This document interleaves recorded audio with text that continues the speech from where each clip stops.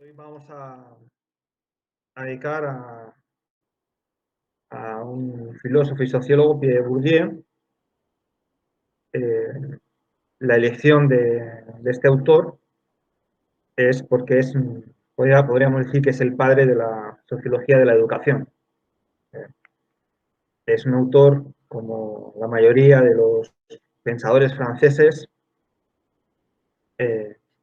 complejo. Los franceses tienen un estilo de escritura bastante compleja, bueno, utilizan oraciones muy largas, con una densidad conceptual bastante grande, y en el caso de Pierre Bourdieu, pues no es menor, porque en él hay una densidad conceptual muy grande, y por eso lo que más valoro, sobre todo cuando una persona tiene que hablar acerca de Pierre Bourdieu, es la claridad conceptual. Entonces, hay conceptos que son propios de Bourdieu, que es lo que vamos a ver hoy, como es el concepto de hábitus, el concepto de campo, el concepto de capital, el concepto de violencia simbólica. Son conceptos, o también vigilancia epistémica, que hay un montón de conceptos que son propios del autor y uno tiene que utilizar. Bourdieu, por ejemplo, no hablaría de analizar la sociedad, sino analizar los diferentes campos. Entonces, por eso hay que ser muy cuidadoso cuando una persona me habla de Pierre Bourdieu. Y como este es un curso que utiliza un método pedagógico, una metodología constructivista, es decir, que para comprender bien a Bourdieu tenemos que también comprender el concepto de transdisciplina, porque está presente en el autor. Y luego la tercera unidad es una unidad de integración con respecto a un tema, que es la pandemia, y donde tiene que estar presente tanto lo que es los conceptos de Bourdieu, como también tiene que estar presente la metodología expuesta en la primera unidad, la transdisciplina. Y por lo tanto tenemos que utilizar los conceptos de Bourdieu y no de otros autores. Entonces, por eso es importante que podamos comprender con absoluta claridad esta unidad, porque si no, difícilmente vamos a poder realizar correctamente la tercera unidad. Entonces, comprender la primera unidad es necesaria para comprender la segunda unidad, y así viceversa con respecto a la tercera unidad. Entonces, voy a hacer yo una presentación. Ya son 17, voy a esperar unos minutos más. Voy a presentar lo que es una pequeña presentación acerca de Pierre Bourdieu. Y ya una vez que presento, no me voy a dar cuenta de las personas que quieran entrar en la sala, con lo cual pues, tendrán que esperar hasta que no me dé cuenta. Bien, ¿alguien de ustedes ha leído o ha estudiado a Pierre Bourdieu?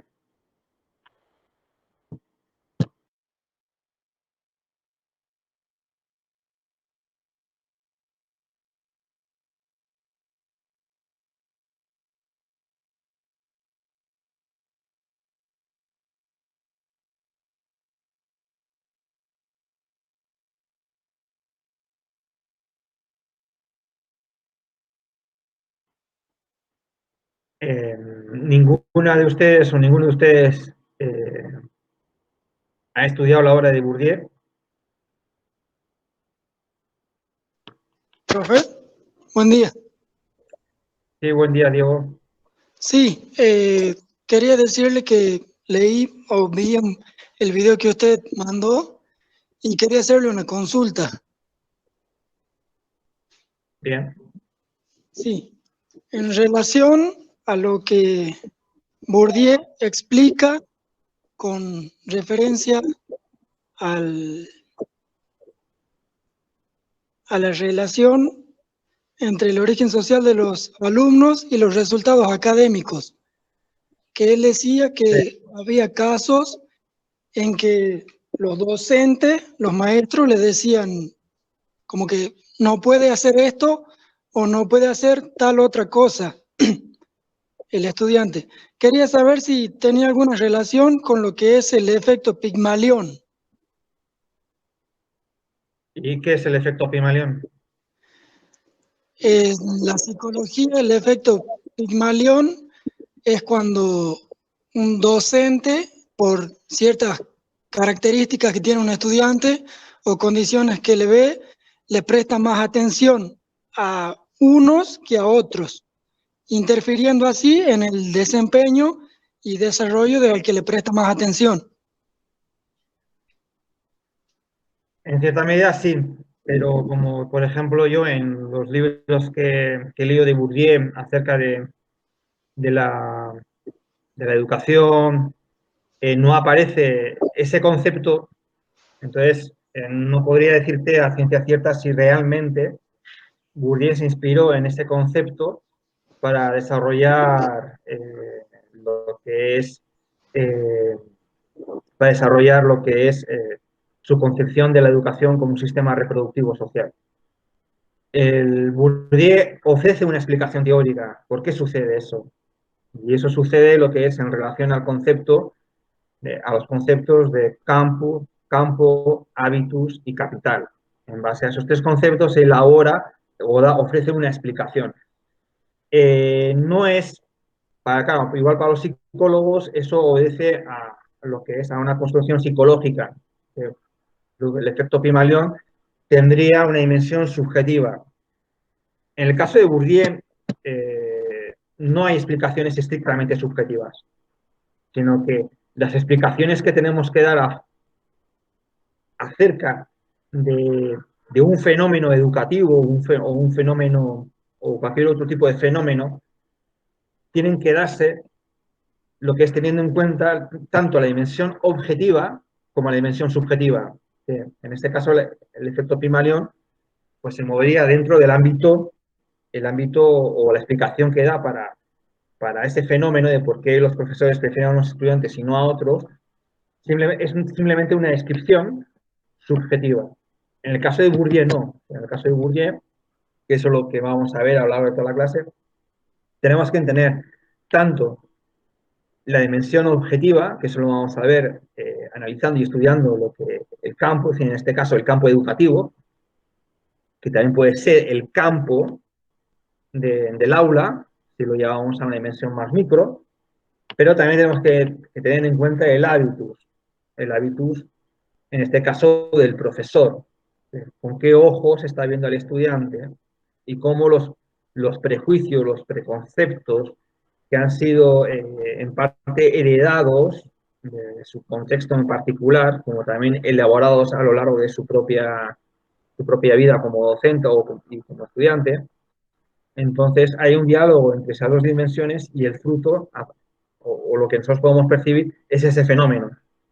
Entonces, sí que tiene que ver con el efecto Pygmalion, pero el efecto Pygmalion realmente para Bourdieu sería una explicación reduccionista porque solo tiene en cuenta lo que es los dispositivos mentales, lo que es para dar la explicación de un fenómeno. Entonces, en la explicación que va a ofrecer Bourdieu ante el mismo fenómeno va a tener una mayor complejidad que, por ejemplo, la descripción que daría un psicólogo o la descripción que daría un sociólogo o la descripción que daría un historiador. Por eso hemos visto la primera unidad donde hablamos de transdisciplina, y la transdisciplina es diálogo de saberes, diálogo de metodologías, de prácticas, de leyes, de normas y valores. Entonces, eso es lo que vamos a encontrar, lo que es en Bourdieu, a lo largo de todos sus textos, ¿no? Ese diálogo. Entonces, va a romper con esas falsas dicotomías que están presentes en las ciencias sociales, ¿no? La psicología se encarga de estudiar la psique, a excepción, por ejemplo, de la psicología social. La psicología social sí que estaría más en la línea de los aportes teóricos de Pierre Bourdieu, pero en este caso Pierre Bourdieu va a establecer una respuesta de mayor complejidad, una respuesta que va muy en la línea de la transdisciplina porque en él vamos a encontrar ese diálogo de saber que va a buscar explicaciones tanto psicológicas como también explicaciones sociológicas, antropológicas, etc. Entonces, por eso, esa sería un poco la diferencia teórica o el punto de vista de Bourdieu, que es un punto de vista mucho más dinámico que el punto de vista de la psicología, que sería un punto de vista más disciplinar, ¿no? Entonces, probablemente habría que ver también el efecto Pygmalion desde qué corriente psicológica se ha construido ese concepto, ¿no? Para tener lo que es una mayor. En mi caso lo desconozco porque no lo he estudiado, pero en base un poco a lo que me has comentado, podríamos establecer de entrada esas pequeñas, esas diferencias, ¿no? Bien, ¿alguna otra consulta? Si no, ya vamos de entrada a la presentación.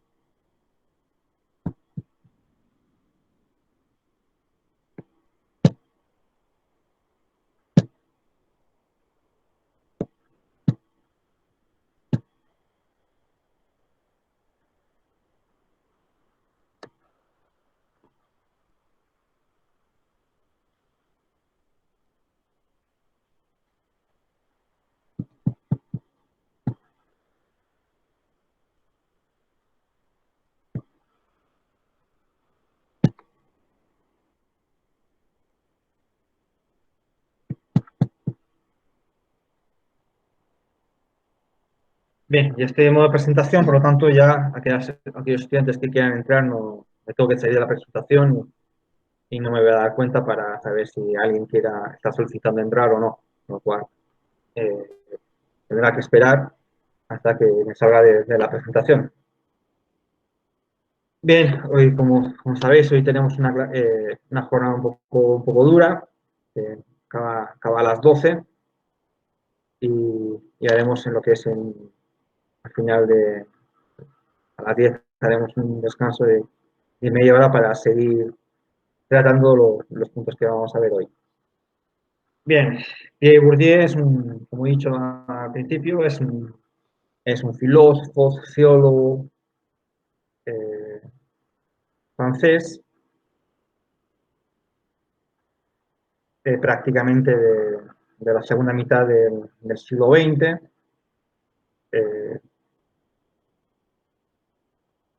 También se caracteriza por tener lo que es un discurso muy complejo, muy denso, sobre todo a nivel conceptual. Son conceptos como los principales conceptos como de hábitos y de campo han sido elaborados a lo largo de muchos años de estudio y por lo tanto, bueno, en ese sentido tienen una cierta complejidad, ¿no? Como la gran mayoría de los autores franceses. También Michel Foucault es complicado, Sartre es complicado. Por ejemplo, no vamos a encontrar autores sencillos en Francia. Entonces vamos a ir viendo, primero vamos a ver quién es este autor. Pierre Bourdieu nació en el sur de Francia, en un pueblito agrícola, en Bern, está cerca del santuario de Lourdes, en los Pirineos franceses, una zona muy rural y de familia humilde. Así que vamos a encontrar en Pierre Bourdieu como de,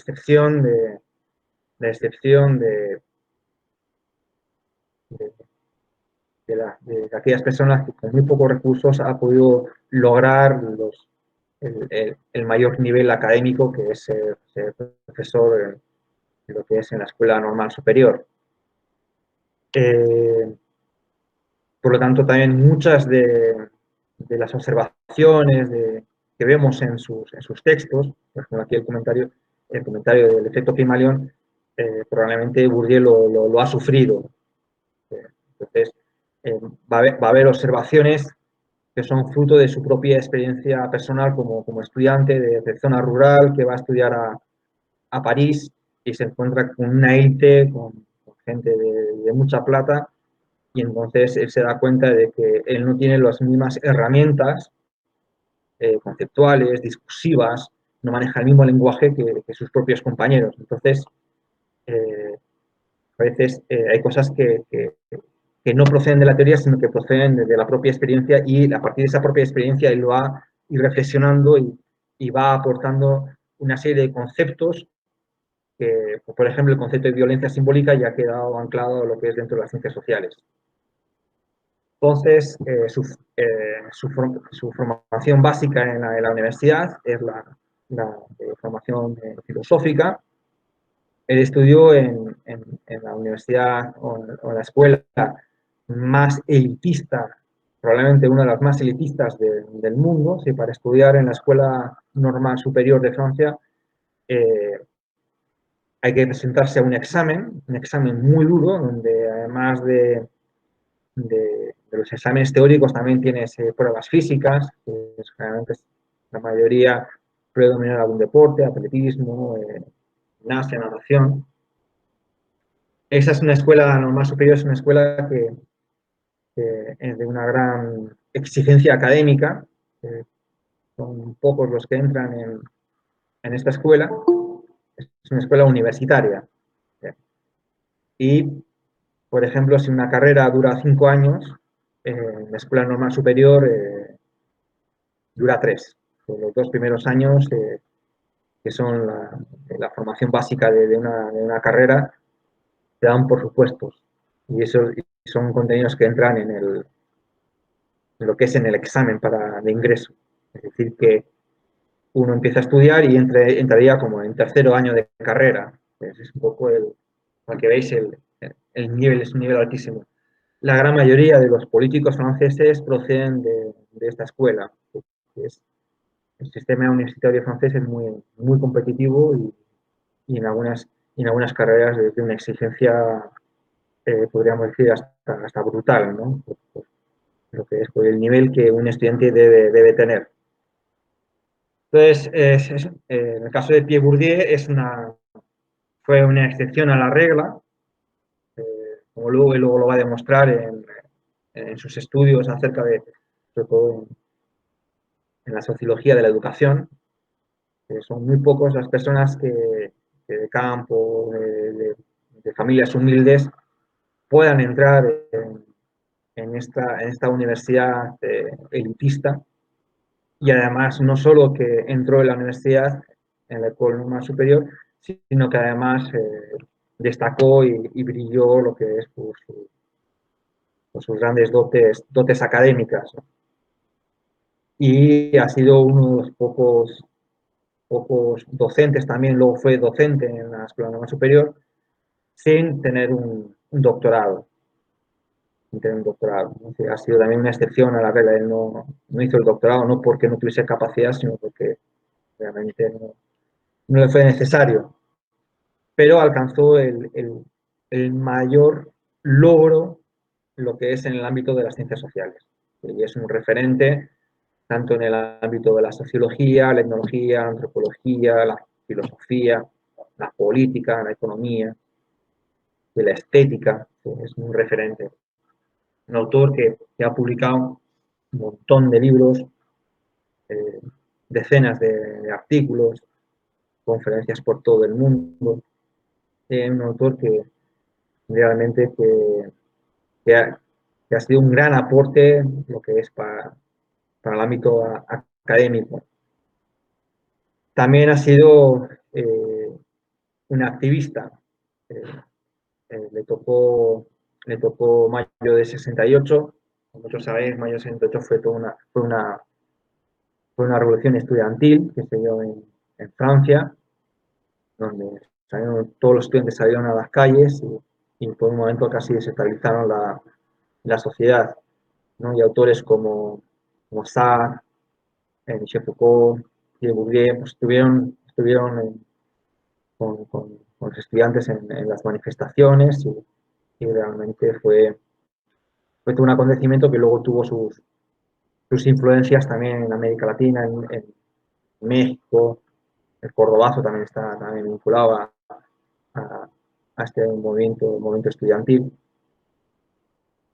Y una de las grandes características a menos tanto conceptuales como teóricas, es que se va a alejar de esa concepción disciplinar. Por eso luego vamos a ver que Bourdieu, según nosotros, lo consideramos un autor absolutamente transdisciplinar, realmente, porque lo que es las disciplinas, como pueden ser la filosofía en sí, o la sociología, o la antropología, o la historia, si solo las estudiamos desde marcos teóricos estrictamente filosóficos o sociológicos, lo que va a ocurrir es que vamos a entrar en un gran reduccionismo.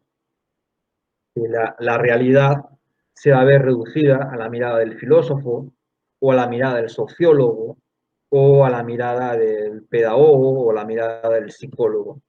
Y para Bourdieu, las ciencias sociales no pueden reducirse estrictamente a una disciplina, porque solo veríamos la realidad desde esa disciplina. Por lo tanto, él lo que propone es que haya un diálogo de disciplinas, y por lo tanto, pues a él no le gustaba que le llamasen ni filósofo ni sociólogo, sino que era eh, una persona que se dedicaba al estudio al estudio de los fenómenos sociales en su máxima complejidad, ¿no? Él no habla de sociología, sino que habla de una sociología total, también nos habla de una antropología total, de una praxeología social, que va a utilizar diferentes conceptos para hablar de esa concepción que tiene de las ciencias sociales, ¿no? Y la educación también como fenómeno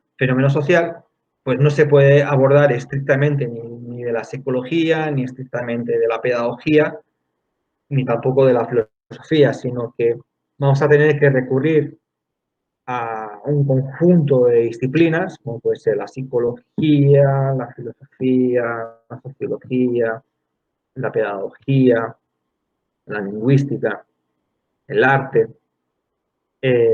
También vamos a tener que dialogar con un conjunto de técnicas. En unos casos vamos a utilizar unas técnicas, unas metodologías, en otros casos vamos a utilizar otro tipo de metodologías. Entonces, la complejidad de este autor estriba precisamente en esa dimensión transdisciplinar que luego vamos a ir viendo.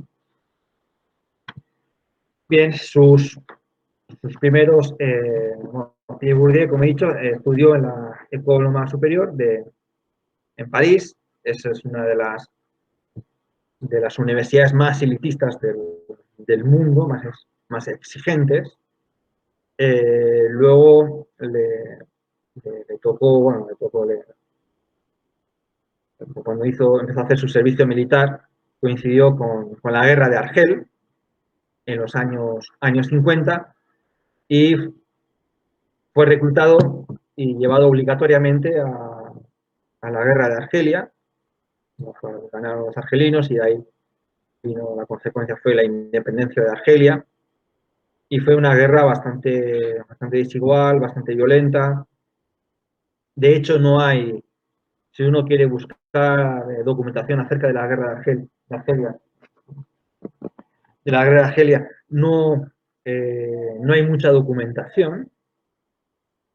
A diferencia, por ejemplo, de la guerra de Vietnam, fue posterior, fue en los años 60, donde hay un montón de fotografías famosas, que aparecen niños desnudos, gritando, se ve que ejecuciones, filmaciones de cómo ejecutan a las personas. Bien, todo eso no lo vamos a encontrar en la guerra de Argelia, ¿no? Porque va a ser lo que se consideran como guerras asimétricas, una guerra donde el Estado, en este caso el Estado francés, va a luchar contra una rebelión popular. Y utilizaron técnicas en ese sentido, trataron a los argelinos como terroristas. Bien, Pierre Bourdieu evidentemente no estaba muy de acuerdo con las políticas de su país, de Francia, y va a tener un acercamiento hacia la cultura argelina muy diferente a la de su formación filosófica, en la cual él va a ser un gran crítico de la filosofía francesa de mitad del siglo XX, donde reinaban autores como Sartre, Simone de Beauvoir, por parte del existencialismo francés, una filosofía totalmente separada del mundo, que vivía en discusiones absolutamente abstractas, densas. También él va a cuestionar la filosofía porque en su época, y sobre todo en París, la filosofía era a sus ojos excesivamente erudita, muy grandilocuente. De hecho, a mí, por ejemplo, profesores que estudiaron en la Sorbona me comentaban que las discusiones saltaban del francés al griego, al latín. Si hablaban de Martin Heidegger, empezaban a hablar en alemán. Es decir, se suponía que un filósofo que iba a un debate filosófico dominaba 5 o 6 idiomas. Entonces, entonces, esos debates filosóficos estaban reducidos a una comunidad que tenía un nivel académico realmente muy alto, ¿no? Porque no todas las personas ni todos los filósofos saben tantos idiomas o dominan tantos idiomas como para poder hablar en latín, en griego clásico o en alemán, inglés, italiano, español incluso, ¿no? Entonces, él se va a separar de esa pedantería académica abstracta que para él no aporta nada a la sociedad, porque al fin y al cabo estaban imbuidos en debates de ideas, y entonces lo que él hace, lo que a partir de la experiencia de su servicio militar en Argelia, es aterrizar a tierra, a ver qué es lo que yo estoy observando, cuáles son los problemas que están a mi alrededor. Y entonces él va a empezar a desarrollar, sin tener una formación previa, pues su formación es estrictamente filosófica, va a empezar a desarrollar una etnología, a ver con ojos de etnógrafo, pero también lo que es teniendo en cuenta todo su bagaje filosófico, ¿no? Y entonces ahí aparecen sus primeros trabajos sobre Argelia, que, que, son, que van a tener una gran influencia también en la antropología posterior por su gran calidad tanto descriptiva como analítica. Si uno se adentra en los textos de Bourdieu, se va a fijar que los análisis de lo que él va observando son muy finos y muy detallados. Tiene una capacidad de análisis realmente impresionante, ¿no? Es capaz de darse cuenta de pequeños detalles, de esos detalles que pasan desapercibidos para la mayoría de las personas. Y eso es lo que le hace un gran pensador, ¿no? Porque tiene un análisis muy fino. Luego, después de su etapa de Argelia, regresa a París y empieza a trabajar con uno de los sociólogos más prestigiosos de Europa y por tanto también del mundo, Aaron, y enseguida se va a dar cuenta del gran potencial que tiene Pierre Bourdieu y le van a empezar a asignar una serie de trabajos, como que estudios sobre la fotografía, y ahí empieza su etapa sociológica y en especial en los años 60, años 70 va a estar muy centrado en lo que es en el área de la sociología de la educación, que va a ser uno de los primeros que empieza a abordar la educación también de una manera muy compleja y muy profunda. Podríamos decir que Pierre Bourdieu es uno de los padres de la sociología de la educación. Y es ahí donde va a haber grandes desarrollos, sobre todo porque va a aportar una nueva forma de estudiar los fenómenos sociales y la educación como un fenómeno social.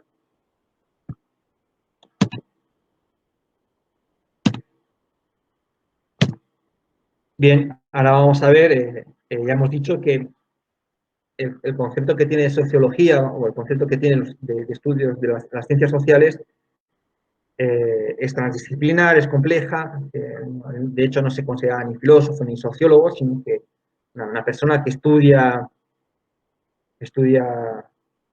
la realidad que se nos muestra teniendo en cuenta nuestros prejuicios, nuestras lentes. Pues es un concepto que nosotros no lo vamos a ver en este curso, pero utiliza un concepto de vigilancia epistémica.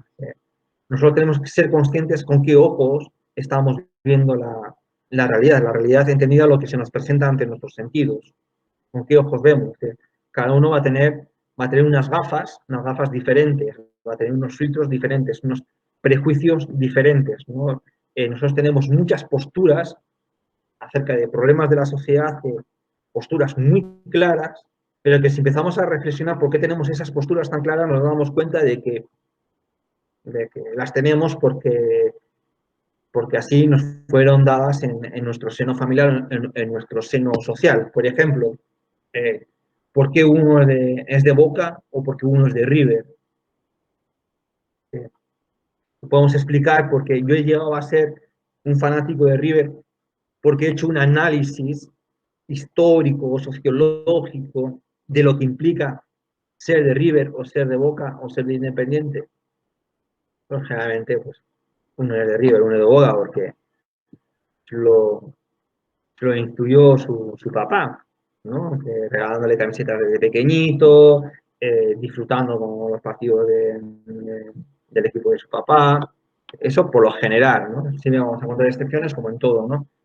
Pero también tenemos posturas, ¿por qué sobre todo en Buenos Aires se ha discriminado a la gente del interior? ¿No? ¿Por qué los porteños o por qué para la gente interior los porteños son personas como arrogantes, subidos de tono? Ese porteño, mira cómo habla, se piensa que Dios nació en Buenos Aires, ¿no? Entonces, es a eso es lo que nos va a invitar Pierre Bourdieu, a que seamos muy críticos, no solo con lo que nosotros observamos de la sociedad, sino sobre todo también de lo que pensamos y cómo pensamos. Y por eso ahí aparece el concepto de vigilancia epistémica, vigilancia epistemológica, en el sentido de reflexionar qué lentes tenemos nosotros, qué prejuicios nos impiden, por ejemplo, ver, por ejemplo, o estudiar a la comunidad boliviana o a la sociedad chilena, o cómo nosotros vemos a los norteamericanos o cómo vemos a los chinos. Hay una serie, a veces tenemos una serie de prejuicios que nos impiden analizar con cierto rigor cualquier fenómeno social o también una obra de arte o un texto filosófico o un texto literario, ¿no?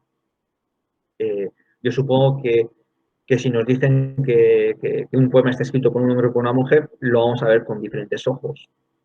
Es muy probable, ¿no? Y de ahí podemos pensar con casos históricos, ¿no? Sobre Juana Inés de la Cruz. En su época, no era, por el mero hecho de ser mujer, no fue considerada una filósofa. Y sin embargo, es una de las filósofas más brillantes del siglo de oro español, ¿no? Entonces, sin embargo, se le ha considerado más bien una poeta, una poeta que en su época escribió poesía filosófica, pero esa dimensión filosófica no se la reconoce o no se la reconoció en su época a esta autora precisamente porque era mujer. Y podría poner un montón de ejemplos, ¿no? Como Hipatia de Alejandría, una mujer que simplemente observando el cielo en el siglo IV después de Cristo se dio cuenta de que el Sol no giraba alrededor del planeta, sino que era el planeta Tierra que giraba alrededor del Sol y encima los planetas se movían de manera elíptica, no circular, lo cual se adelantó prácticamente 12 siglos a lo que es a la concepción cosmológica que nos ofreció, por ejemplo, Kepler. Fue el primero que dedujo a partir de la observación que los planetas giran en lo que es de forma elíptica y no circular, ¿no? Entonces, eh, nuestros prejuicios nos distorsionan la forma con la cual nosotros vemos la realidad. Entonces, el concepto de sociología total hace referencia a eso, a esa forma de ver, no de una manera parcial, sino de una manera lo más global posible, teniendo en cuenta tanto lo micro como lo macro, ¿no? Por eso Bourdieu nos va a hablar en sus textos, y principalmente yo creo que el primero que tenéis que leer, que hace referencia, el texto es un capítulo que escrito con Luc Backward, en ese caso la parte es de Luc Backward, que hace una invitación a la sociología reflexiva, no una sociología teórica, sino una sociología que reflexiona sobre el objeto de estudio, pero también reflexiona acerca de su propio reflexionar. A eso se le llama lo que es una metateoría. Entonces, por eso él habla de una doble mirada, que eso lo vais a ver, por ejemplo, con los cursos que, supongo, los cursos que tenéis de metodología a la hora de cómo realizar el trabajo final, donde para que poder comprender un fenómeno tan complejo como es el fenómeno de la educación, tenemos que tener tanto en cuenta las dimensiones macro como las dimensiones micro, la dimensión social como la dimensión psicológica, que hace un poco de referencia a lo que el compañero Diego hablaba, ¿no? De lo que es el concepto del fenómeno Pigmalión tenía que ver un poco con la obra de Bourdieu. En el caso de Bourdieu, ya bien, tenemos que tener en cuenta esa dimensión psicológica, esas estructuras mentales que lo vamos a ver en el hábitus, con lo cual yo a una persona de campo lo voy a ver de manera diferente que a una persona de ciudad. O a una persona rica la voy a ver diferente que a una persona pobre. Y eso va a estar presente lo que es en la evaluación, en el trato, en el discurso, ¿no? Entonces, por eso es importante la vigilancia epistémica para no caer en esos prejuicios. Prejuicios que realmente, en el caso de la educación, van a ser injustos porque el profesor va a proyectar una violencia simbólica, una violencia que no es física, sino que es simbólica, porque realmente si yo estoy desvalorizando el trabajo de un estudiante porque es de tal país, yo ahí estoy ejerciendo una violencia simbólica. Lo estoy violentando. Y probablemente el estudiante asume esa violencia porque también es lo que ha ido sufriendo a lo largo de su vida como estudiante. Entonces, esta doble mirada de la que nos habla Bourdieu, lo que trata es romper con esas antinomias que han caracterizado las ciencias sociales a lo largo del siglo XX. ¿No? Por ejemplo, en la filosofía del siglo XX, pues hay personas que caracterizan la filosofía del siglo XX como la filosofía analítica propia de Inglaterra, de Estados Unidos, la filosofía anglosajona, una filosofía que sustenta en la lógica, en el análisis formal, mientras la filosofía continental propia de franceses y alemanes, una filosofía más centrada en el lenguaje, en la hermenéutica, en la interpretación, en la subjetividad.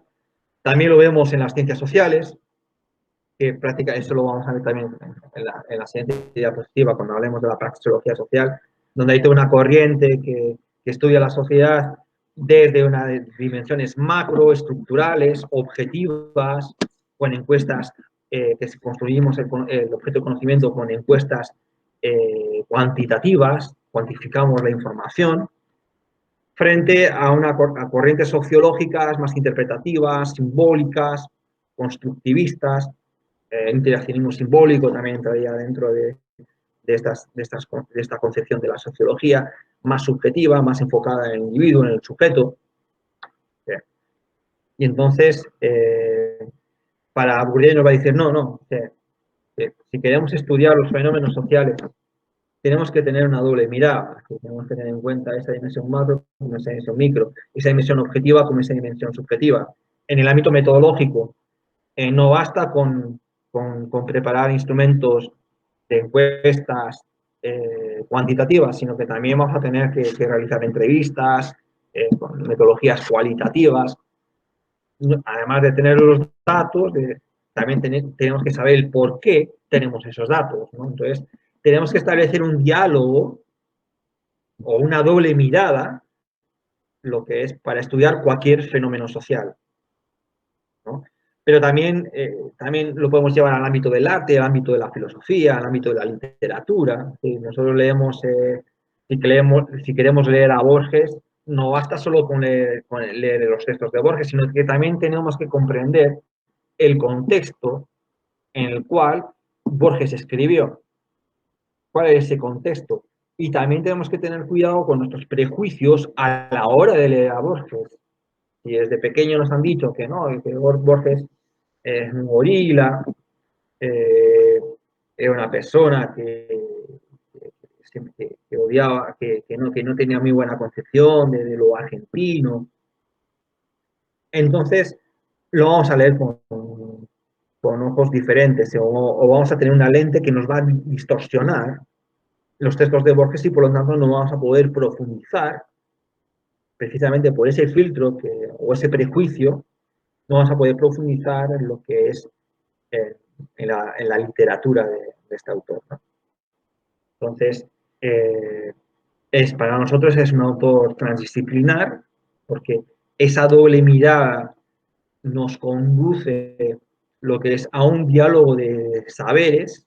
La filosofía tiene que dialogar con la sociología, con la antropología, con esos enfoques etnográficos, con la historia, tenemos que comprender el contexto en el cual se está desarrollando ese fenómeno. No es lo mismo la educación en el siglo XXI que en el siglo XX. La educación no es la misma ahora en periodo de pandemia que en un periodo prepandémico. No podemos analizar, estudiar desde sin tener en cuenta el contexto. No es lo mismo el estudio de la educación en Chilecito que en la provincia de La Rioja o en Catamarca. ¿Por qué? Porque cada provincia va a tener sus propias características. De hecho, al vivir en lo que es en un Estado federal, como dice así la Constitución, cada provincia va a tener su propia Constitución y va a tener su propio marco normativo. Evidentemente tiene que ser coherente con la Constitución Nacional, pero van a tener su marco legal diferente a cada provincia. Y cada provincia también puede tener sus propias o sus particulares leyes en torno a la educación.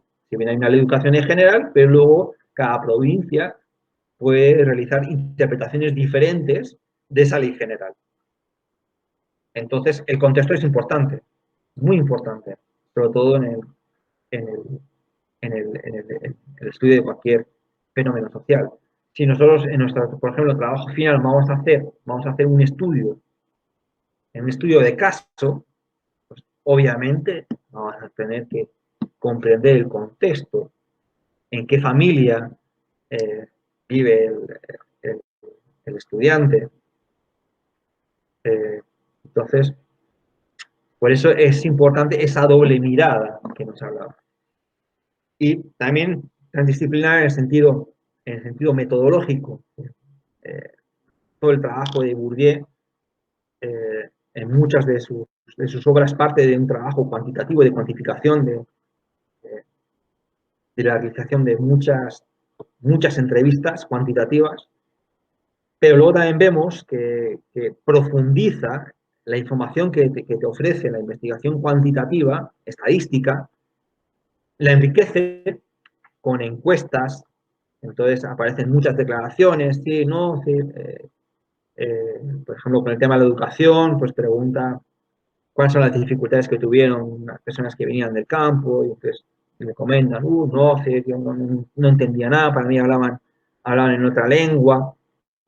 Entonces, a partir de esta investigación, de esta metodología cualitativa, él va a empezar a ofrecer respuestas al porqué de esos datos que ofrece la investigación cuantitativa. Por eso, lo que si nosotros vamos a realizar una investigación, al menos si nos queremos acercar a la investigación transdisciplinar, vamos a tener que trabajar con esa doble mirada también metodológica y que tiene que dialogar entre sí.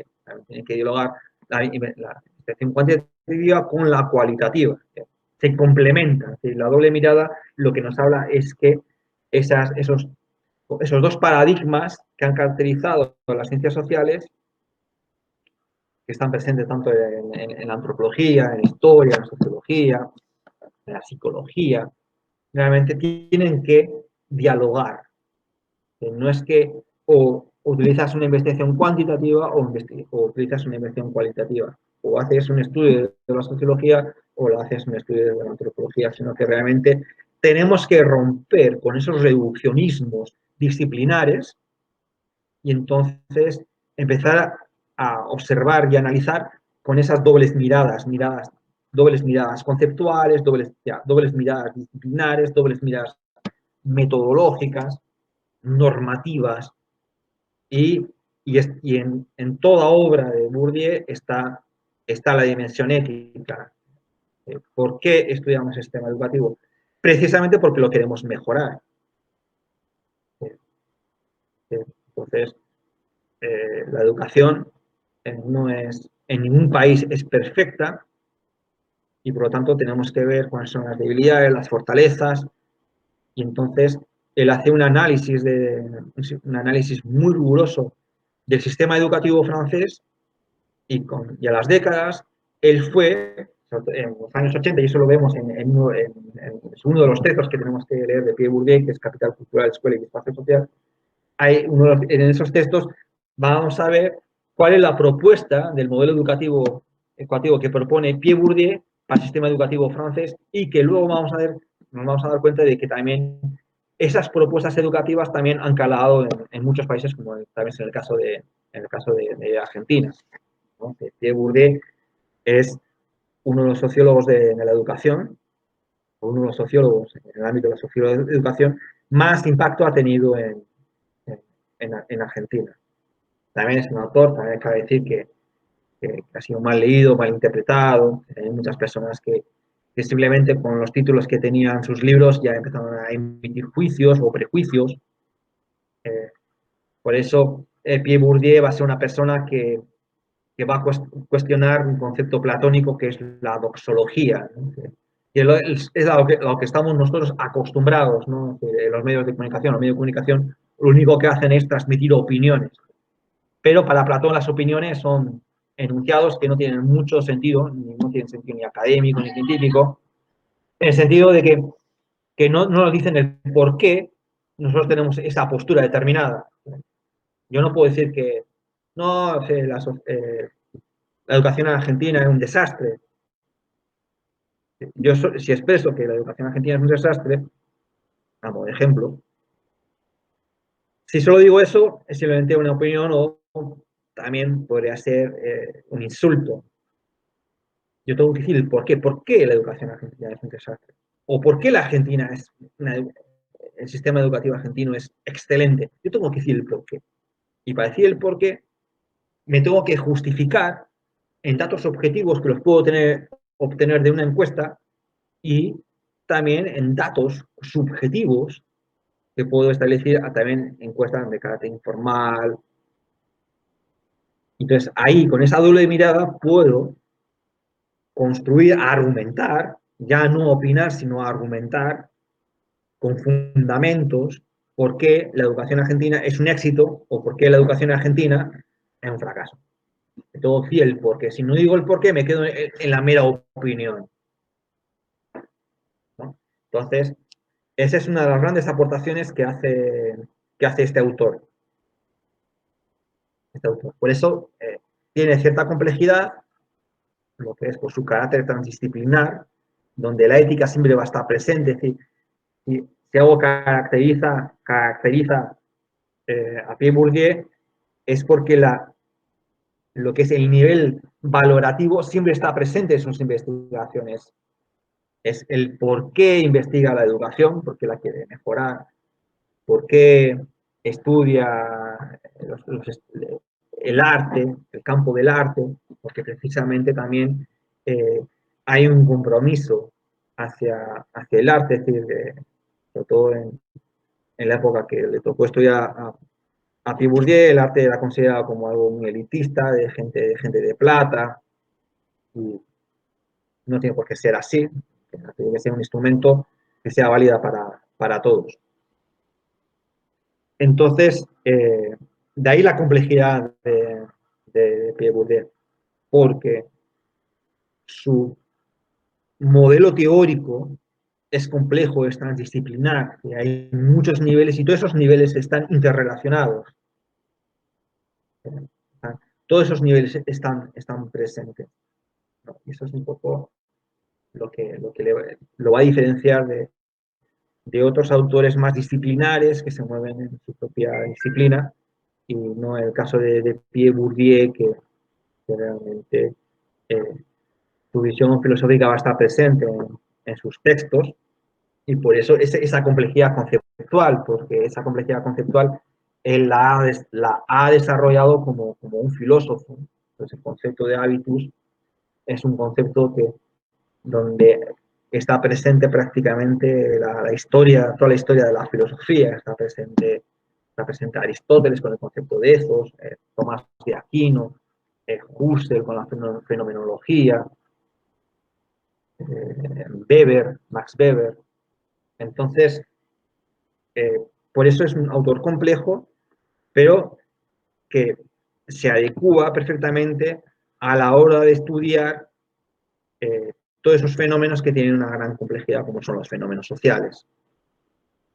Bien, vamos a la siguiente parte, la praxeología social, donde aquí, con esta diapositiva, lo que quiero mostrar la integración de las dos grandes corrientes de la sociología, pero que también lo podemos ver en el ámbito de la antropología, lo podemos ver también en el ámbito de la filosofía, de la historia, ¿no? Que ha caracterizado el siglo XX, y que estas disciplinas particulares o propias de las ciencias sociales se han caracterizado porque se han presentado de una manera antinómica. O eres filósofo analítico o eres un filósofo hermenéutico. O eres un sociólogo estructuralista o eres constructivista. Entonces, Pierre Bourdieu lo que va a realizar es un ejercicio de síntesis, y nos dirá que ambas corrientes tienen parte de verdad, pero que por sí mismas son insuficientes para poder explicar los diversos fenómenos sociales, ¿no? Entonces, por eso tenemos aquí las dos grandes corrientes de la sociología. Sí, y bueno, yo creo que esta diapositiva la va a presentar con mayor profundidad la profesora Clara, que es socióloga, y realmente va a ser mucho más clara que yo.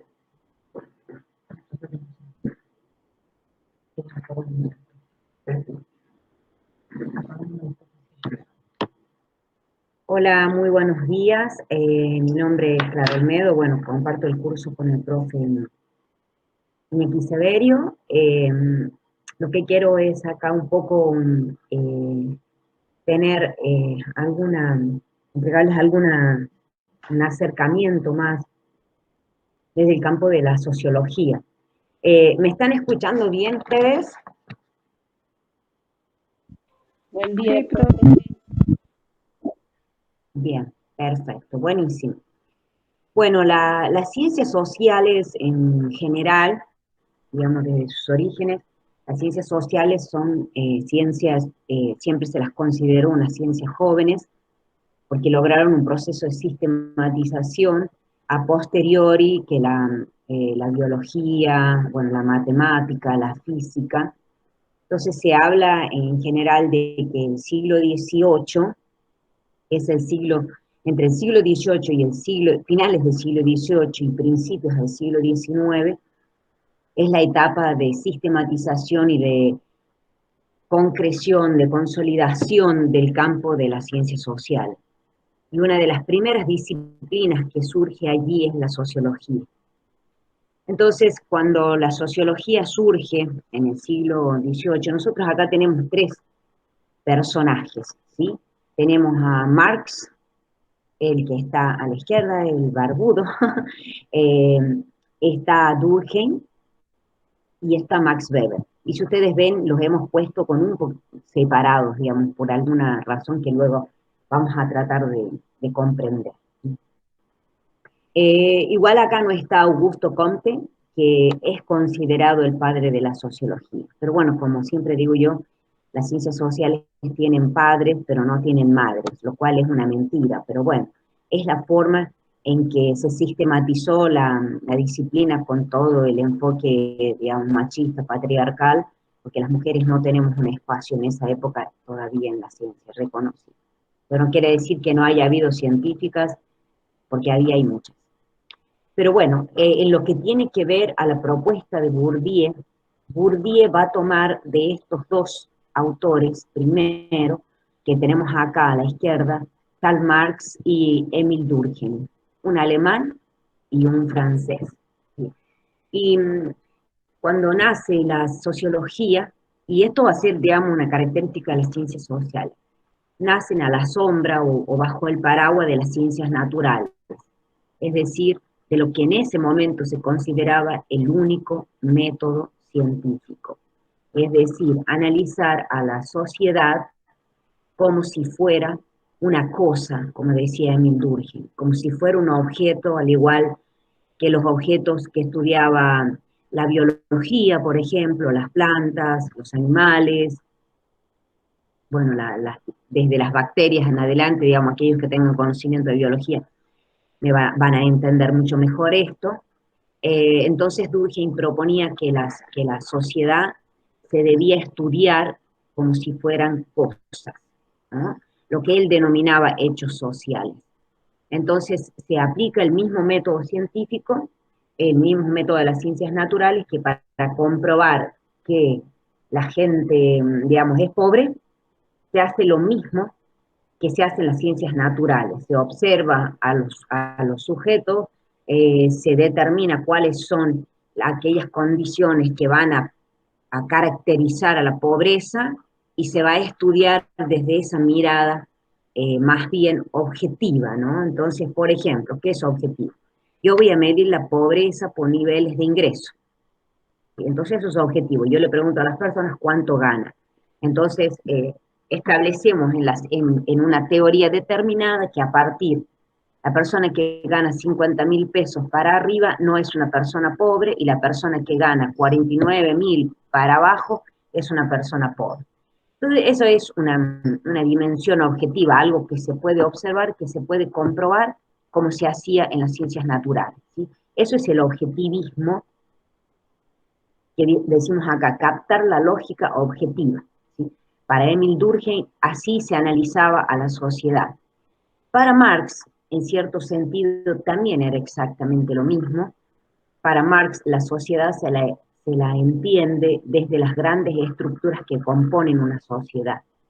Es decir, las grandes estructuras como el mercado de trabajo, la producción, la economía, básicamente, ¿no? Entonces, esas son estructuras objetivas. El mercado de trabajo está conformado por estas y estas condiciones objetivas.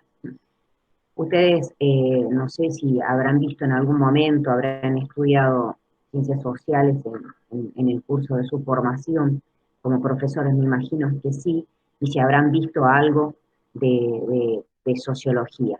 ¿Alguien conoce algo de Marx? ¿Alguien ha estudiado algo? ¿Lo ha visto por ahí, aunque sea al pasar en su formación? Pregunto.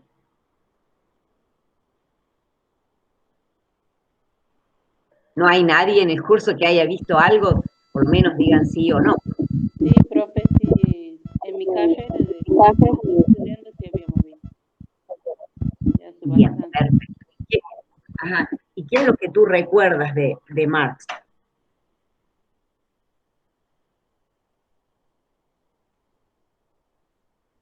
¿Qué es lo que tienes, digamos, qué es lo que te ha quedado de la lectura de este sociólogo, filósofo, antropólogo, pero un intelectual que ha marcado mucho los destinos de la sociología? ¿Qué es lo que tú recuerdas? No sé cómo es el nombre de la persona que me dijo que había visto, por favor.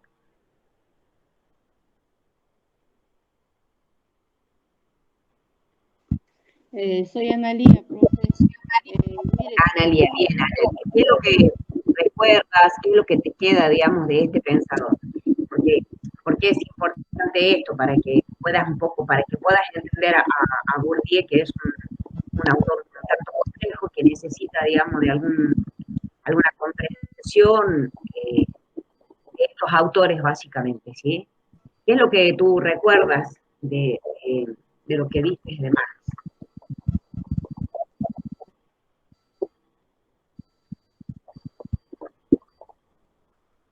No se escucha nada, ¿eh?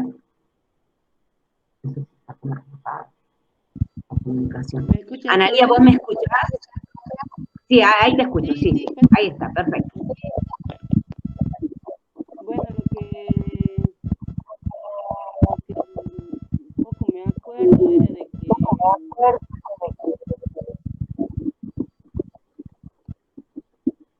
¿me escucha? Disculpe.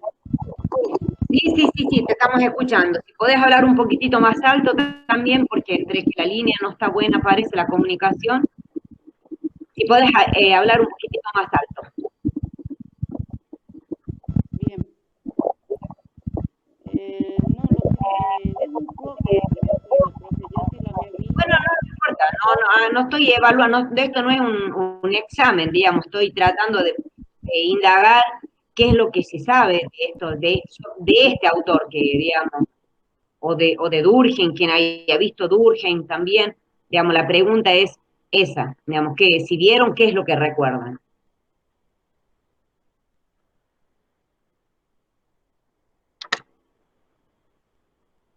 Te escucho, Analía.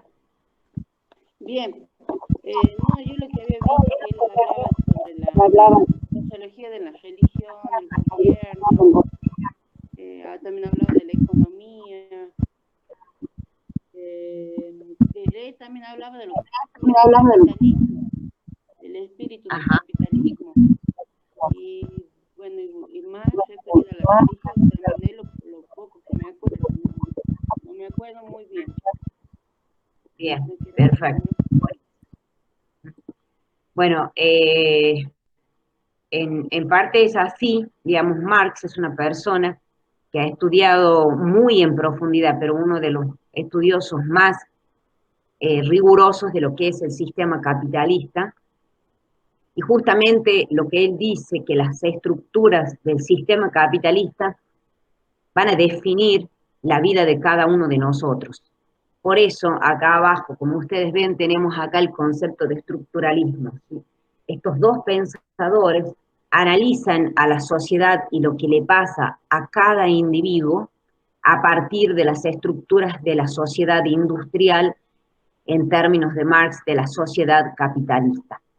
Entonces, nada puede ser comprendido en la sociedad, lo que le pase a los sujetos, si son pobres, si son ricos, si en términos de Marx, si son proletarios o son capitalistas o burgueses, si son explotados, si son alienados o si tienen, digamos, determinada formación educativa, todo eso responde a la lógica objetiva del capitalismo, de las estructuras del capitalismo.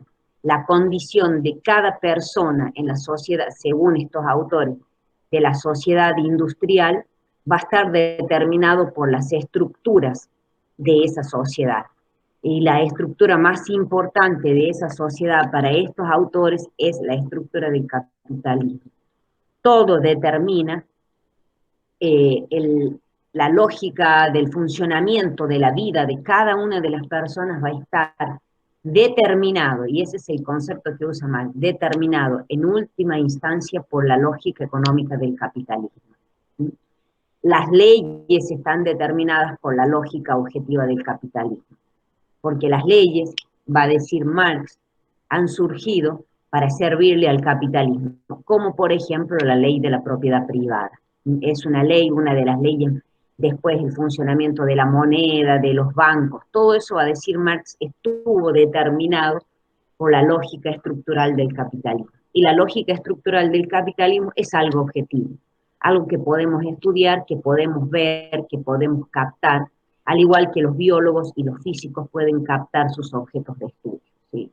porque la lógica del capitalismo se puede medir, y para eso Marx ha escrito esa tremenda obra que es El Capital, con un estudio pero pormenorizado de las estructuras del capitalismo, desde la estructura de la moneda hasta la estructura del empleo, del mercado de trabajo, la estructura del sistema jurídico, todo, absolutamente todo se podía estudiar desde esas estructuras. La estructura del sistema educativo, la estructura del sistema jurídico, como dije recién. Todo se puede entender y analizar desde esas estructuras. Entonces, estos pensadores, al igual que Comte, son pensadores que se van a ubicar en una dimensión macrosociológica. Si yo quiero entender qué le pasa a un sujeto proletario, debo entender cómo son las estructuras de la economía capitalista que hacen que ese sujeto sea proletario, que ese sujeto sufra explotación, que ese sujeto sufra alienación, ¿sí? Entonces, el enfoque es macrosociológico, ¿sí? Por eso yo, para comprender lo que le pasa a los sujetos y lo que le pasa a la sociedad, lo veo desde un enfoque macrosociológico, analizando sus estructuras y captando la lógica objetiva de esas estructuras. Entonces, vemos acá lo macro, ¿sí? Que es un enfoque macrosociológico, ¿sí? Y obviamente desde la mirada cuantitativa. ¿Qué es ese enfoque macrosociológico? Es el enfoque de las grandes estructuras, ¿sí? Y lo que le pasa a los individuos se explica por el funcionamiento de esas grandes estructuras, de las cuales yo puedo captar su lógica con una mirada objetiva. Y objetivo quiere decir esto: lo puedo determinar y captar con mis propios sentidos. Puedo captar la lógica del mercado de trabajo, de la estructura del mercado de trabajo. Puedo hacer un análisis y puedo decir que el mercado de trabajo funciona de esta manera o de esta otra manera. ¿Se entiende entonces qué es esto del estructuralismo y la lógica objetiva? ¿Lo entienden? Sí, profe. Por favor, si no entienden, por favor, abran los micrófonos y pregunten, porque para entender Bourdieu es fundamental entender desde dónde viene, porque Bourdieu es un pensador contemporáneo, un pensador, digamos, que, o sea, Bourdieu murió en el año 2002, ¿sí? O sea, y acá estamos hablando de pensadores del fines del siglo XVIII, siglo XIX, ¿sí? Entonces, y acá también, fines del XIX, inclusive Weber va a entrar, inclusive a llegar hasta el siglo XX. Entonces, si no entendemos esto, difícilmente podamos entender qué es la praxeología social y qué es la doble lectura que hace Bourdieu. Por eso es importante, insisto yo, si no entienden lo que estoy diciendo, lo que estamos explicando con el profe, no se queden callados, por favor, porque esto de estar en la virtualidad y que como tenemos esta pantalla nosotros acá y no les vemos, no quiere decir que no estemos, digamos, que ustedes no puedan preguntar, ¿sí? Así que quede claro eso, ¿sí? No importa, ustedes interrumpen y nosotros detenemos la presentación y les evacuamos todas las dudas, ¿sí? Así que bueno, hasta acá entendemos entonces la lógica estructural, macrosociológica y objetiva, ¿no? Sí, profe. Bien, perfecto. Bien. Bueno, el resto que no conteste, entiendo que están comprendiendo, ¿sí? Bien. Entonces, tenemos esta mirada, sí, que abarca, digamos, el siglo XIX y de lo cual, digamos, Bourdieu ha tomado, este es un gran legado para Bourdieu, pero Bourdieu no se quedó con esa mirada, ¿sí? Él va a pasar a otra mirada que ha surgido de un análisis crítico del estructuralismo, ¿sí? Y que va a ser, este pensador es Max Weber. O sea, acá tenemos a Marx, a Karl Marx, a Emil Durkheim, y acá tenemos a un sociólogo alemán también, que es Max Weber. Y Max Weber tiene una mirada crítica del estructuralismo, porque acá la vida de cada sujeto está determinada por las grandes estructuras de la sociedad moderna, de la sociedad industrial o de la sociedad capitalista, como le llamo Marx. En cambio, acá, Max Weber dice no, el sujeto no está determinado por las estructuras, y él se pregunta, ¿quién determina a las estructuras? ¿Quién ha determinado o quién ha hecho, ha permitido que esta sociedad, cómo es que hemos llegado a esta sociedad capitalista? ¿No? Porque no se olviden, la sociedad capitalista hablamos del siglo XVIII, han pasado 18 siglos, ¿sí? De lo que contamos, digamos, después de Cristo, hasta acá, digamos, hasta el momento de estos pensadores. O sea, no es poco tiempo, no son un par de años ni un par de décadas, son siglos, siglos y siglos. Entonces, la humanidad llegó a la sociedad capitalista de alguna forma. Entonces, en realidad, como digo yo, si hay alguna pregunta que se han hecho todos los sociólogos, y las sociólogas también, es ¿cómo es que surgió el capitalismo? ¿Cómo es que surgió el capitalismo?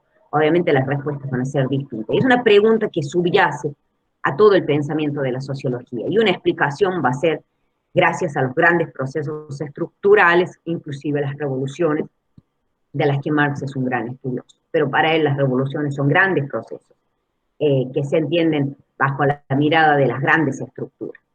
Bien, ¿qué dice Weber cuando se pregunta cuál es el origen del capitalismo? ¿Cómo es que hemos llegado a una sociedad capitalista con las características de la sociedad capitalista del siglo XVIII, del siglo XIX, porque este ya es un pensador netamente del siglo XIX? Entonces, Max Weber va a decir que a la sociedad la han construido, constructivismo, la han construido los sujetos. No es que los sujetos, que las estructuras determinan a los sujetos, sino que los sujetos son los que fueron configurando las grandes estructuras de la sociedad capitalista. Por eso, Max Weber se identifica o se lo identifica con una mirada microsociológica. Acá lo macro nos referimos a las estructuras, lo micro nos referimos a los sujetos. Por eso la mirada de Max Weber es cualitativa. La mirada que él trata, él dice que la sociología tiene que ser una sociología, entender las conductas que construyen a las grandes estructuras, que construyen en este caso a la sociedad capitalista. Por eso él se va a fijar en la conducta de los sujetos, por eso hablamos del nivel micro sociológico. Hablamos de la mirada cualitativa, que es la mirada que ustedes van a tener en esta forma, que a ustedes se les va a pedir que tengan una mirada cualitativa, microsociológica. Eso no quiere decir que nos olvidemos de las estructuras, porque si queremos estudiar el sistema educativo, obviamente también hacemos un análisis estructural de todo el sistema. Pero miramos, por ejemplo, ¿qué le pasa a los docentes? ¿Qué le pasa a los estudiantes? ¿Qué le pasa a los estudiantes en una sala, en una escuela de nivel especial?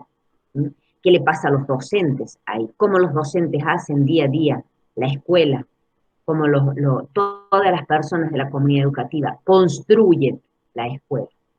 Por eso lo que dice Max Weber es que tenemos que captar la lógica subjetiva, la lógica de los sujetos, no la lógica de las estructuras, sino la lógica de los sujetos. Entonces, estos pensadores van a poner el ojo en las grandes estructuras, por eso se los denomina el estructuralismo. Y Max Weber va a poner el ojo en la mirada de los sujetos, con su subjetividad. Va a tratar de comprender qué hay detrás de la conducta de cada sujeto, qué mueve a cada sujeto, cuáles son los valores, las creencias, el pensamiento, digamos, que hace que yo actúe de una forma o actúe de otra. Entonces, en esta doble lectura que nos propone Bourdieu, vamos a tener que contemplar, porque ¿cuál es la crítica que hace Bourdieu? Que todos estos pensadores que están desde la lógica del estructuralismo, de la lógica objetivista, estructuralista, macrosociológica, miran la mitad del mundo. y mirar, captar solo la lógica subjetiva del constructivismo, de la conducta que construye a las grandes estructuras, es decir, la mirada microsociológica, solo mira la otra mitad. Es como ver, digamos, una sola cara de la moneda, y la moneda tiene dos caras. Entonces, las estructuras van a tener una fuerte influencia sobre los sujetos, como decían los estructuralistas, pero las estructuras reflejan las conductas de los sujetos. No es posible, va a decir Bourdieu, hacer solo una mirada. Por eso él habla de una sociología total, de una antropología total, de una ciencia social total, ¿sí? Que mire las dos caras de la moneda. Si no, vamos a quedar en una mirada absolutamente parcial. Y esto recién lo va a plantear Bourdieu, y nosotros, bueno, creo yo, y lo mismo, digamos, compartimos con Iñaki, que es uno de los pensadores que logra una ruptura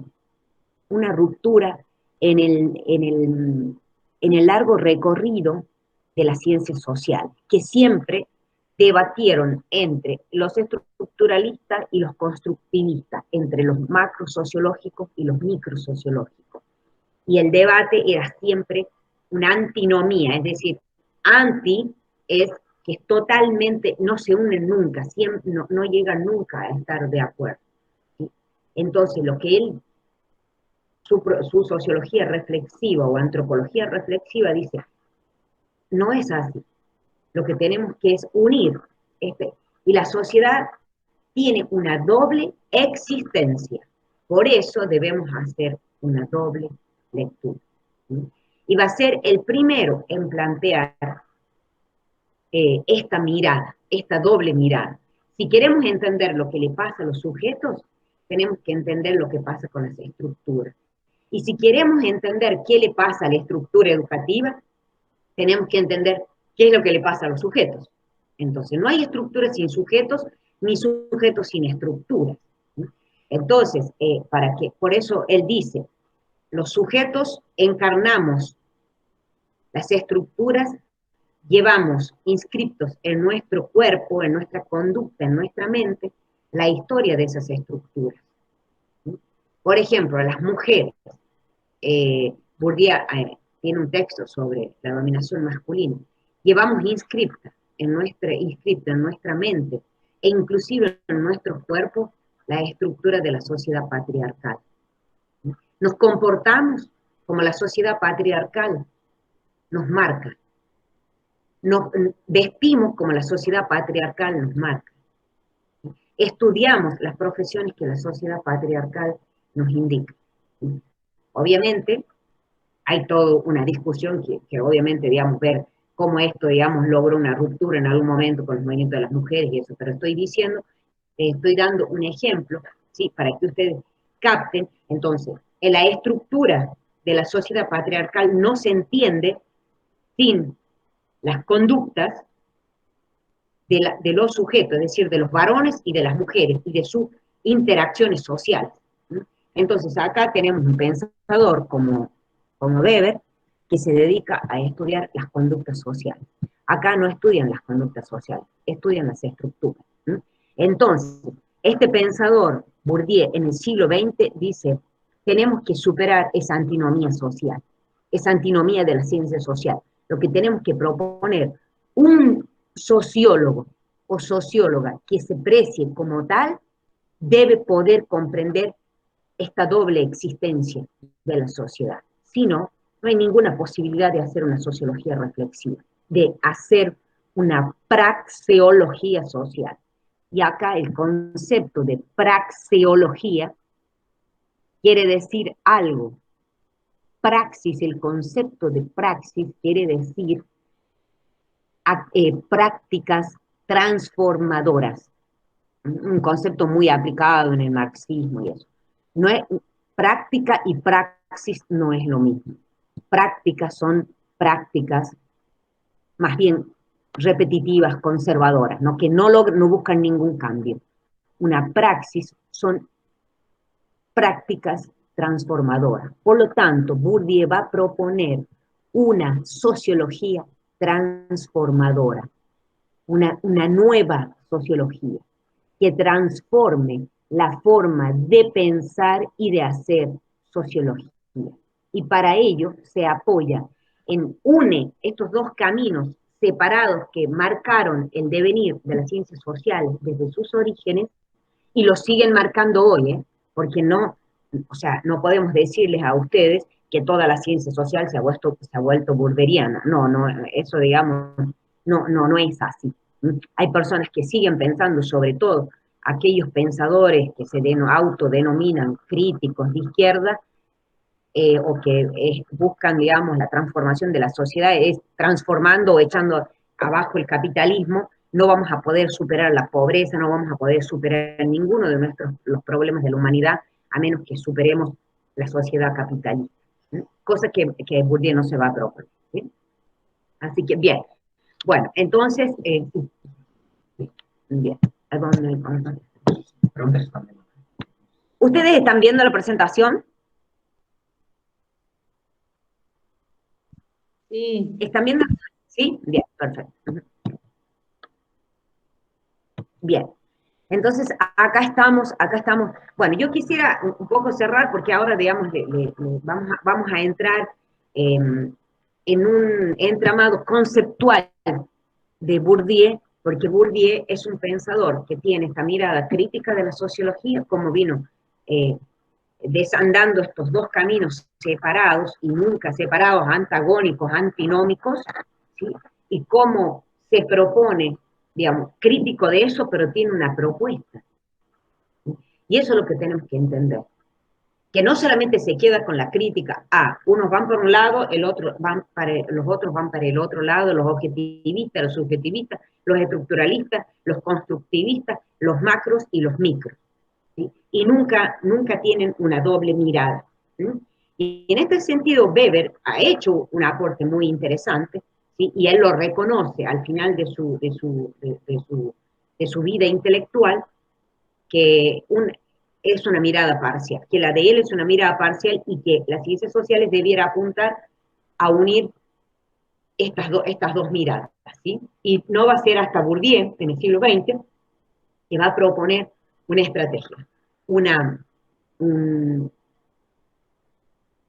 opción epistemológica, nos va a proponer, digamos, un enfoque epistemológico, teórico y metodológico para unir esas dos cosas, ¿sí?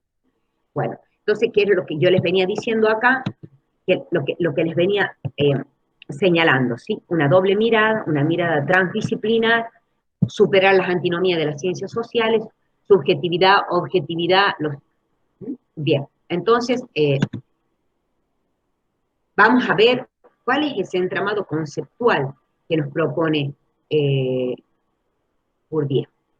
Acá hay 3 conceptos claves, pero clave. Cuando les decimos son clave, es que necesitamos que ustedes los comprendan, ¿sí? Si ustedes no comprenden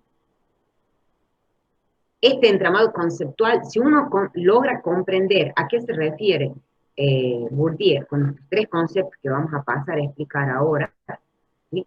Hay 2 que los 3 son importantes, ¿sí? Pero básicamente, para lograr, digamos, sintetizar esta doble mirada, él va a hablar del concepto de campo, que ustedes ya lo habrán leído en los papers que les hemos dejado, ¿sí?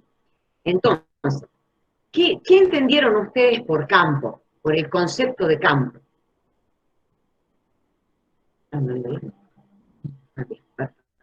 Bueno, el concepto de campo, primero que nada, como el profe indica acá en la presentación, como digo yo, hace trizas el concepto de sociedad. Ese concepto de sociedad tan utilizado, tan vapuleado por los estructuralistas y también por los subjetivistas, ¿sí? Acá se desintegra, ¿sí? Se desintegra porque para la sociedad, de última, para Bourdieu, la sociedad es un sinnúmero de campos, ¿sí? ¿Y a qué nos referimos con esto? Nosotros, los seres humanos, los sujetos, vivimos en diferentes campos, ¿sí? en el campo educativo, en el campo laboral, en el campo familiar, en el campo comunitario, en el campo cultural, en un sinnúmero de campos. Entonces la sociedad la conformamos, nuestra sociedad la conformamos nosotros con todos los campos dentro de los cuales formamos parte, ¿sí? Entonces, ¿qué es un campo? Un campo es un espacio de relaciones objetivas e históricas. ¿Y qué quiere decir con esto? Por ejemplo, estamos ahora, en este momento, ustedes y nosotros, estamos en un campo educativo. Esto pusimos acá porque él hace una analogía con un campo de juego, ¿sí? Entonces, en este campo de juego que faltan los jugadores, ¿sí? Tendríamos que haber puesto los jugadores, todos entienden y conocen este concepto, digamos, ¿no? El campo de juego, ¿no? En este caso, una cancha. Bueno, entonces acá, ¿quién va a estar en esta parte del campo? ¿Quién se ubica acá? ¿Hay varones?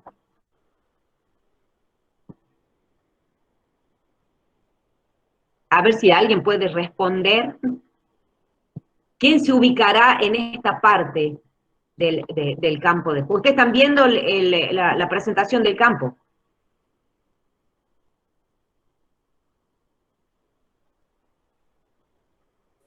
Sí, profe. Sí, profe. Bien.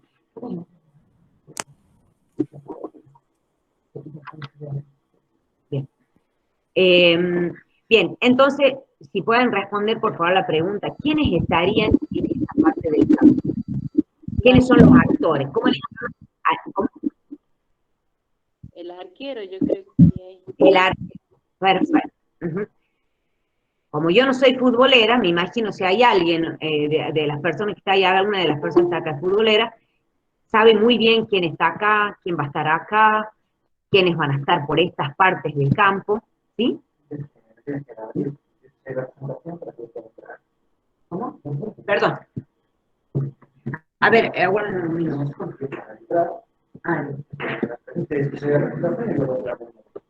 Bueno. Entonces, nosotros pongamos que este es el campo educativo, ¿no es cierto? Supongamos que este es un aula, ¿no? Esta es un aula, y acá está el pizarrón, ¿sí? ¿Quién está acá y quiénes están acá? Al frente el Estamos docente haciendo... y los... ¿Quiénes están acá? Perfecto. Entonces, en el campo educativo ocupamos posiciones. En cada campo ocupamos posiciones. Así como el arquero está acá y los defensores por acá, perdón mi ignorancia, pero creo que hasta ahí llega mi conocimiento y no sé si inclusive es correcto, ¿sí? Entonces, en la escuela, en el campo educativo, este es un campo deportivo, ¿no? Pero estamos haciendo la analogía con el campo de la educación. Acá está el profesor y acá están todos los estudiantes, ¿sí? ¿No? Inclusive, ustedes ven cómo se disponen en el campo educativo, en la sala de clase, para aquellos que son profesores o maestros, saben muy bien cómo se distribuyen los estudiantes, ¿sí? Entonces, por ejemplo, lo digo desde nuestra experiencia y ya digamos, de viejos en el aula, ¿no? O sea, nosotros siempre sabemos que los que están más interesados se ubican por adelante, y los que tienen menos ganas de escuchar y no les importa nada y todo eso, se van a poner al fondo, ¿sí? Eso lo sabemos, lo hemos hecho inclusive nosotros como estudiantes, así que no es ninguna novedad lo que les estoy diciendo. Entonces, el campo es un espacio de relaciones y ¿qué hace? ¿Por qué? A ver, ustedes son maestros y ustedes se ubican acá. ¿Por qué ustedes se ubican acá y los estudiantes están acá? ¿Por qué razón? ¿Por destino divino? ¿Por qué razón están ahí? ¿Por qué hay esta disposición de sujetos en este campo? ¿Por qué creen ustedes? Yo creo que viene desde algo estructural que nos han enseñado siempre. Ajá. Siempre al frente el docente y atrás los alumnos. Pero pero últimamente he estado viendo que también los alumnos pueden enseñar al docente. No, no, sí, seguro, pero imaginémonos una escuela típica, ¿no? ¿Por qué? ¿Qué ha hecho que vos, o que ustedes, digamos, como docentes, ocupen este espacio y los estudiantes ocupen este otro? Porque ¿Qué ha hecho que estén? se supone que el docente es el que transmite el conocimiento, entonces es el que tiene que estar al frente y son los alumnos receptores de esos conocimientos. Ajá, muy bien. Entonces, acá hay relaciones objetivas, la relación entre el docente y los estudiantes, pero esas relaciones están determinadas por condiciones históricas y por condiciones materiales. ¿Qué quiere decir esto? Quiere decir que ustedes han pasado por un proceso de formación, ¿sí? Que son condiciones objetivas. Han ido pasando desde el nivel inicial al primario, al secundario, luego pasaron por el profesorado. Esas son relaciones determinadas por condiciones históricas y por condiciones materiales, ¿sí? Ustedes tienen una historia de formación, ¿sí? Es objetivamente obtuvieron determinados certificados para estar acá y no acá. En cambio, en este momento, si esta fuera, estamos describiendo esta instancia acá, nosotros vamos a estar acá y ustedes van a estar acá. Por las mismas razones que ustedes cuando están en la escuela están acá y sus estudiantes acá. Esas son relaciones objetivas, históricas y materiales, determinadas por condiciones materiales, concretamente materiales. Además, el aula objetivamente se distribuye de esta forma, aun cuando nosotros ahora sabemos que hay cambios de carácter histórico que están modificando, ¿no? Inclusive la disposición del estudiantado.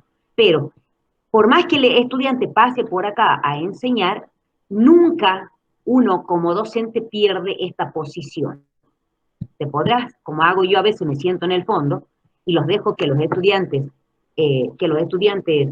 expliquen o qué sé yo, pero cuando yo hablo todo el mundo se da vuelta y mira para allá. Es decir, me desplazo, pero no pierdo mi posición de arquero, en este caso, ¿sí? Entonces, los agentes, es decir, en este caso los estudiantes y el profesor o profesora, va a actuar según la posición que ocupo yo en el campo, ¿sí? Lo que acabo de decirles recién es así. Yo sigo siendo la profesora, pero donde me ubique, aquí, donde me ubique, yo sigo teniendo esta posición. Entonces yo voy a interactuar con los estudiantes y los estudiantes van a interactuar conmigo en función de esa posición. Vamos a llevarlo de vuelta al lenguaje futbolero. Un Messi, esté donde esté, sigue siendo un Messi. Sigue teniendo su posición de capitán. Y la interacción del resto de los jugadores va a estar determinada por esa posición. ¿Quién lo logró a través de la formación, de su, no sé, su desarrollo como deportista, en todo su desarrollo histórico, ¿sí? Y ocupa ese lugar en el campo?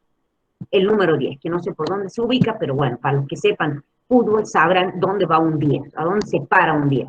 ¿Mm? Bien, pero bueno, vamos a decir en términos de la educación, acá está el profesor y acá está el resto de los estudiantes. Pero donde yo me mueva, sigo ostentando esa posición de profesor o profesora. ¿Mm? ¿Van entendiendo hasta acá el concepto de campo? Sí, profe, está claro. Bueno, Sí, profe, está muy claro.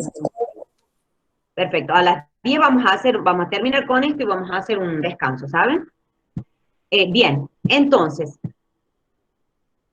ese espacio, dice, el campo es un espacio de conflicto y competencia donde los agentes ponen en juego sus capitales. ¿Qué quiere decir esto?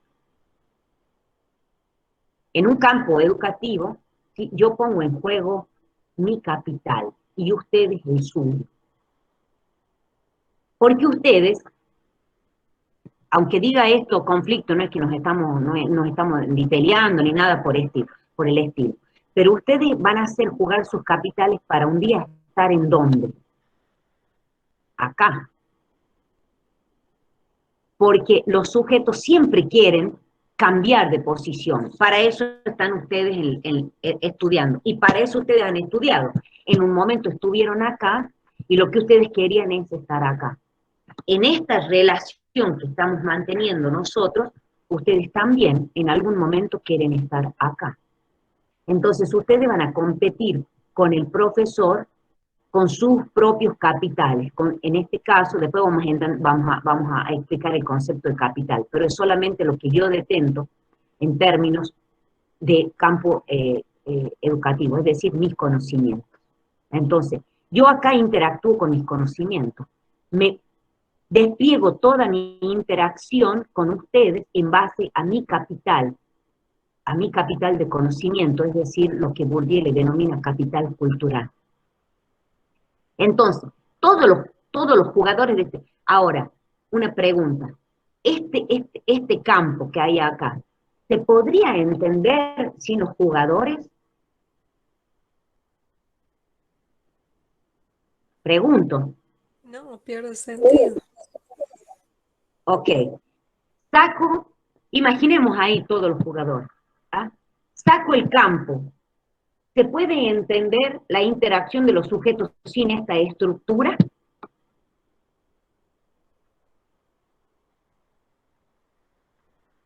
No, ¿Es también posible? pierde sentido. Porque decimos, este es el campo educativo, ¿no es cierto? O es el campo deportivo. Si saco esto de acá, no vamos a poder entender eso. Porque ese campo, cada campo, digamos, tiene lógica. Que eso nos va a servir a nosotros para entender el próximo concepto cuando volvamos del descanso, del recreo, que es el concepto de hábitos.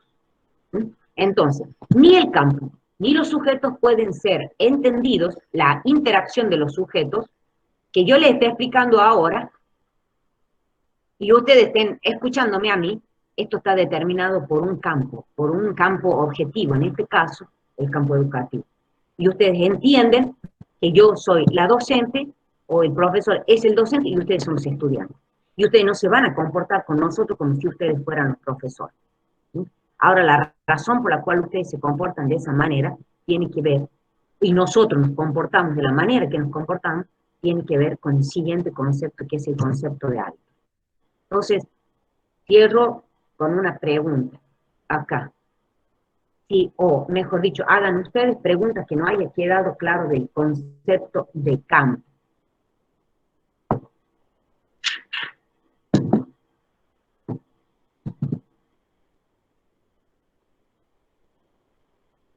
¿Nadie tiene preguntas sobre eso? Una pregunta. Cuando Sí. se habla de campo, se habla de ámbito. ¿Perdón? Cuando se habla de campo, se habla de ámbito, en este caso en la educación. No, campo no es igual que hábito. Perdón, que ámbito. No es lo mismo que un ámbito. Porque Eso no, o sea, si vamos a hablar de Bourdieu, vamos a hablar con una pertinencia conceptual. ¿Sí? Campo son esos espacios, digamos, donde, por eso acá dice espacio, donde nosotros nos movemos. El campo familiar es un campo. El campo educativo es otro campo.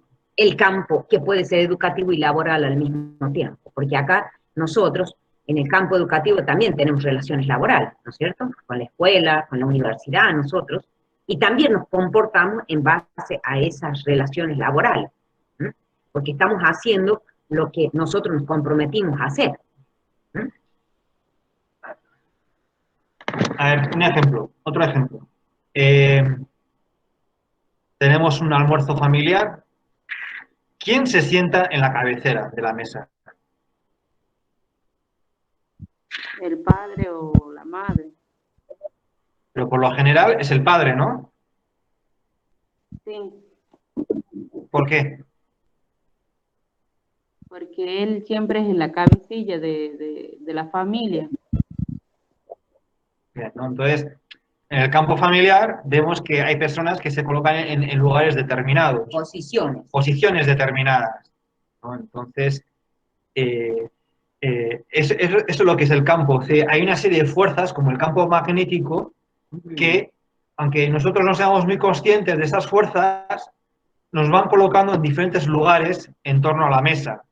Entonces, por eso, por ejemplo, cuando vemos una mesa de debate o cuando vemos lo que es, estamos viendo lo que es un acontecimiento político, sabemos con las posiciones que ocupan los diferentes agentes cuál es el grado de importancia que tienen dichos agentes. Pues, por eso el presidente se coloca en un lugar central dentro de la mesa, ¿no?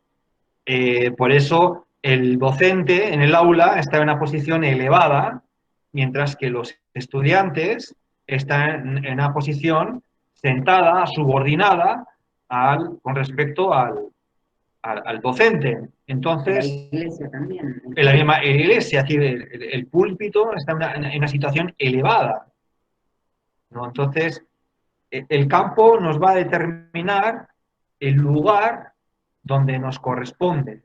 Entonces, y en todo campo hay unas reglas de juego. Esas reglas de juego a veces están explícitas, pero muchas de ellas están implícitas. Y es una regla social que en la cabecera de la mesa se sienta el jefe de la familia, ¿no? El patriarca. O en casos más excepcionales, la patriarca. Entonces, eso es una regla social que está implícita, pero que la mayoría la damos como asumida y no nos llama la atención que el papá se sienta en la cabecera. O, por ejemplo, en un ámbito mucho más íntimo. Cuando estamos viendo la televisión, quién tiene el mando?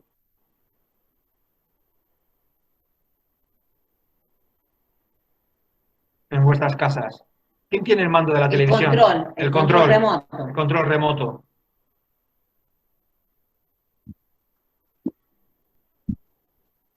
Nadie. ¿Veis la televisión sin control remoto?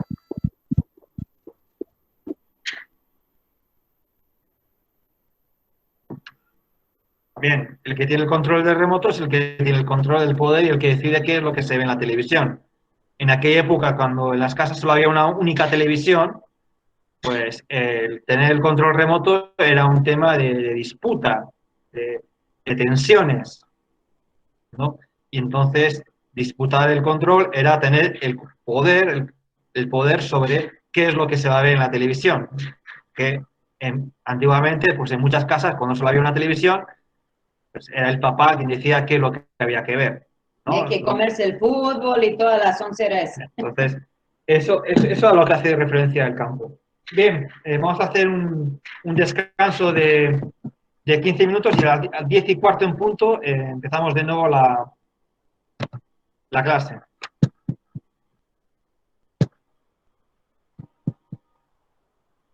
Bueno, profe.